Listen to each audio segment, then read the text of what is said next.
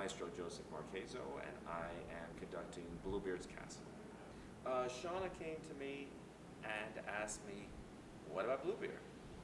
And somewhere around the time, either maybe before she asked me or right after, I was completely enthralled with this amazing work because I really jumped at the opportunity. I was like, absolutely, 100%. And sometimes you get excited about unknown things, and sometimes you get excited about known things.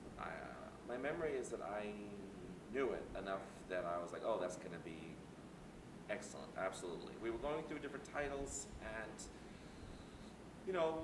pros and cons of each, but this one seems no hesitation, no reservation. Absolutely, we should do it.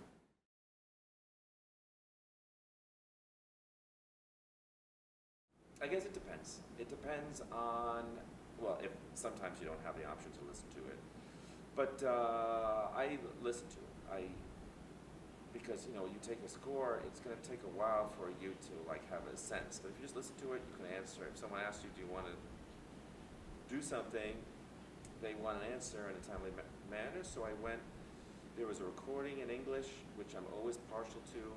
Whenever there's a chance to be able to listen to a work in English, whether we do it in that language or not, I will choose to listen to it. And I listened to, there was plenty of recordings in different formats in English and Bluebeard, and I listened to it, and it's weird because I must have known it beforehand, but I think it's an opera that's kind of in the back of people's minds, and there's not always a great opportunity to see it, but when I got to the bottom of it, I thought, how have I not really appreciated this work until now? I thought it was an amazing piece of music. Amazing.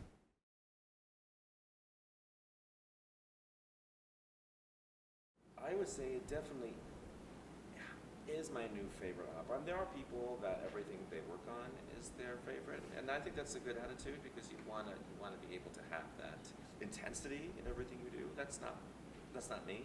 In terms of, there are many things that I work on that don't become my new favorites by virtue of having worked on them. But Bluebeard not only is my new favorite opera, but it's something that I listen to for pleasure. I've had to stop listening to it because I didn't want to get sick of it.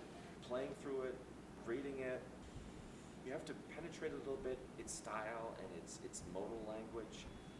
It's like you've been casually dating this person, and you've gone out to coffee, or you play pickleball with them, or what have you. And then at a moment you look at them and you realize, wait, you're actually very beautiful. I don't know why I didn't see that when I first saw you, but you're actually extremely beautiful. How have I missed how beautiful you are? And then once it clicks, you can't not see it, you can't unsee it. And so I think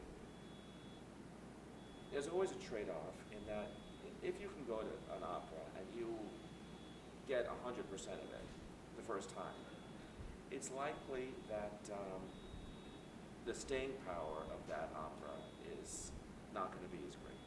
Anything that reveals itself all the way the first time often does not have the ability to give you any more when you go back to it. A piece like Bluebeard gives you just enough when you hear it to be like, there is really a lot going on here that I'm just scratching the surface of, and I love it. It's a great surface, but there's so much more. And Bluebeard, because it has the 7 doors, there are so many different opportunities and aspects to it that you can come back to and focus on and be like, I didn't hear that before, or that really didn't get me before, or I didn't hear the connection of that before, or I didn't really enjoy those chords.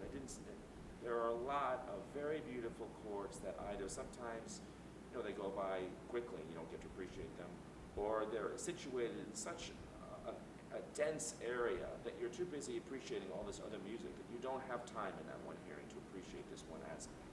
So when you come back to something, you hear, if it's a great piece, you hear more of what it has to offer. And Bluebeard is something that can be a little difficult going in. That difficulty is more than made up for the fact that it is intrinsically an extremely beautiful, capital R, romantic work.